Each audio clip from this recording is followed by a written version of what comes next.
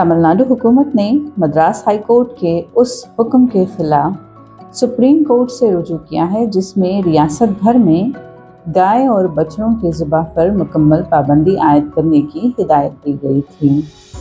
ये अपील 27 मई के जारी किए गए मद्रास हाई कोर्ट के हुक्म को चैलेंज करती है, जिसमें रियासत के चीफ सेक्रेटरी और डीजीपी को हिदायत दी गई थी कि न सिर्फ बकर ईद बल्कि किसी भी दिन गाय या बछड़े को ज़िबा न होने दिया जाए।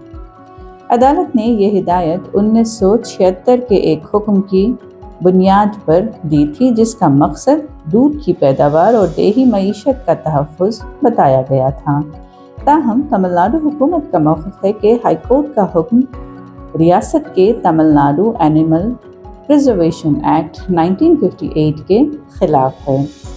इस कानून के तहत ऐसी गाय जिनकी उम्र 10 साल से ज़्यादा हो और जो न काम के काबिल हों और न अफ़ज़ाइश नस्ल के लिए मौज़ू हों, उन्हें मख़सूस शराइत के तहत ज़िबा करने की इजाज़त दी जा सकती है। ये मामला के सूर्य प्रशांत की जानिब से दायर की गई मफ़ाद आम्मा की दरख्वास्त के बाद सामने आया है। वो हिंदू मक्कुल कच्छी से वाबस्ता हैं और उन्होंने अदालत से मुतालबा किया था कि जानवरों को ज़िबा सिर्फ हुकूमत की जानिब से मुक़र्रर करदा मक़ामात तक महदूद किया जाए।